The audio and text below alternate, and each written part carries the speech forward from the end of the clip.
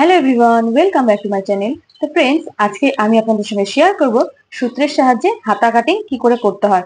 পুরো সূত্রের সাহায্যে কিন্তু আমি আপনাদেরকে দেখিয়ে দেব একটা পারফেক্ট হাতা কি করে কাটিং করতে হয়। ঠিক আছে, ভিডিওটা আপনারা একটু ধৈর্য ধরে দেখুন, আপনারা কিন্তু একদম শিখে যাবেন, কোথাও কিন্তু কোনো অসুবিধা হবে না। তো এই হাতা কাটিং এর জন্য আমি কিন্তু পারফেক্ট ভাবে মাপ নিয়ে নিয়েছি। আপনারা কিন্তু সেম ভাবেই পারফেক্ট ভাবে কিন্তু মাপগুলো নিয়ে নেবেন।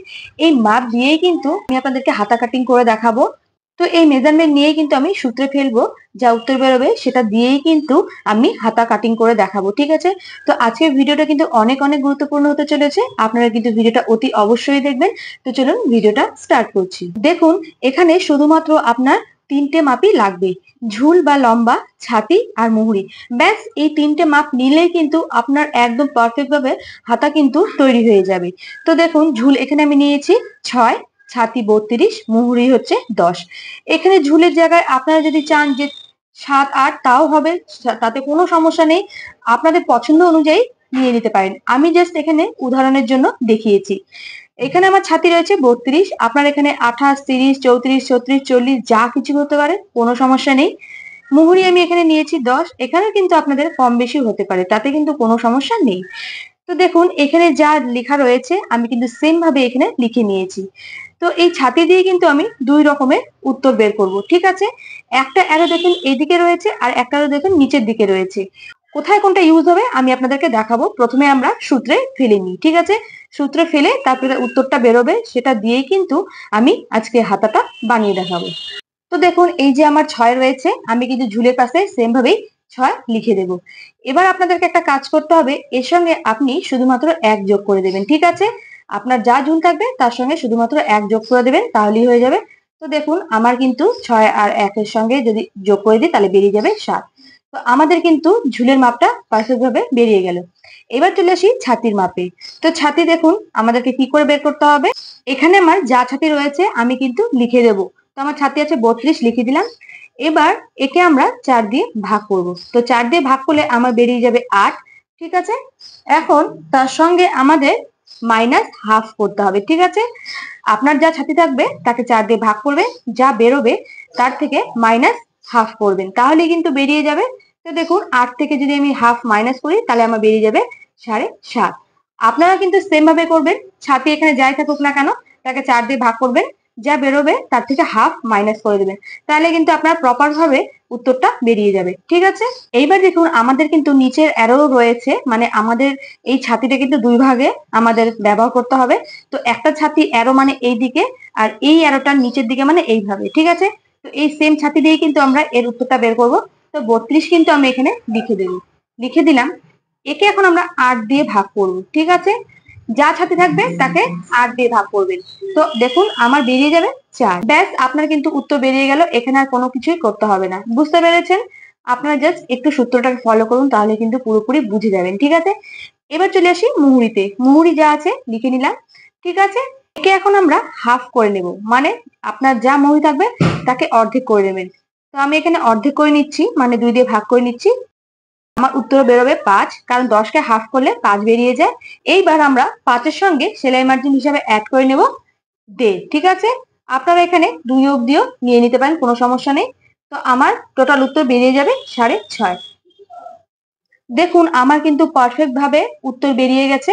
যা সূত্র আছে আমি কিন্তু সূত্রে ফেলেছি, সূত্রে ফেলে কিন্তু আমার উত্তর বেরিয়েছে। এই উত্তর দিয়ে কিন্তু এখন আমি এখানে হাতাটা দেখাবো। তো সবার প্রথমে আমরা নিয়ে নেব ঝুলের মাপ। ঠিক আছে, তো দেখুন ঝুল বেরিয়েছে আমার 7, আমি 7 ইঞ্চি নিয়ে নেব। ঠিক আছে, ঝুলটা কিন্তু ওপর থেকে নিচের দিকে হয়, মানে আমাদের লম্বা যা আছে সেটা নিতে হবে। তো দেখুন এখানে আমি 7 ইঞ্চি নিয়ে নিচ্ছি। দেখুন এখান থেকে এখানে আমার 7, এখান থেকে এত দূর অব্দি আমার রয়েছে 7 ইঞ্চি। ঠিক আছে, এখন একটা স্কেলের সাহায্যে আমি দাগটা লম্বালম্বি মিলিয়ে দিচ্ছি। তো দেখুন আমাদের কিন্তু ঝুল নিয়ে নেওয়া হয়ে গেছে। এবার আমরা অ্যারো যেদিকে আছে মানে এই দিকটা আছে, তো সেটা নিয়ে নেব। ছাতি আমার রয়েছে 7.5, আমি কিন্তু এখান থেকে এই দিকে নেব, কারণ আমাদের অ্যারোটাও কিন্তু এই দিকে রয়েছে। ঠিক আছে, এটা কিন্তু মাথায় রাখবেন। তো ফিতাটাকে আমি এখানে রাখলাম, রেখে এখন আমি 7.5 ইঞ্চি নিয়ে নেব। ঠিক আছে, এত দূর অব্দি আমার দেখুন রয়েছে 7.5, আমি কিন্তু 7.5 নিয়ে নেব। এবার একটা স্কেলের সাহায্যে দাগটা মিলিয়ে দেব।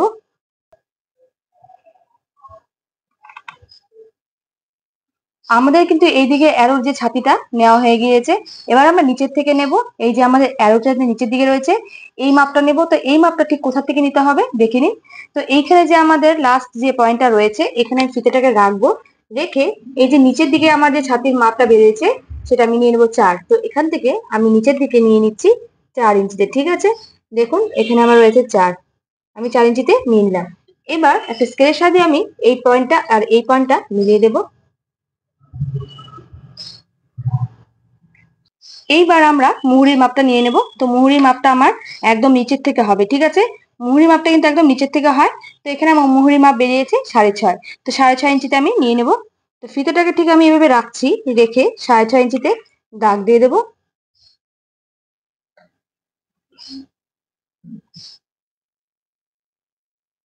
রেখে দিলাম। এইবার একটা স্কেলের সাহায্যে আমি দাগটা মিলিয়ে দেব। মিলিয়ে দিলাম। এবার এই পয়েন্টটা আর এই পয়েন্টটা আমি মিলিয়ে দেব।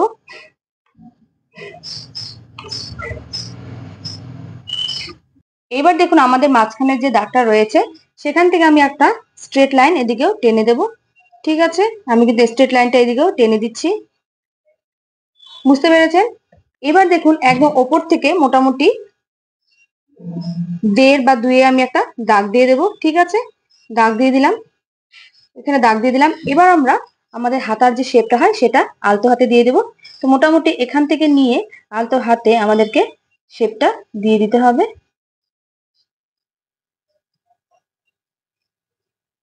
বুঝতে পেরেছেন? আমি এখান থেকে শেপটা আলতো হাতে দিয়ে দিচ্ছি। তো দেখতেই পাচ্ছেন একদম পারফেক্ট ভাবে কিন্তু আমাদের হাতা বেরিয়ে গেল।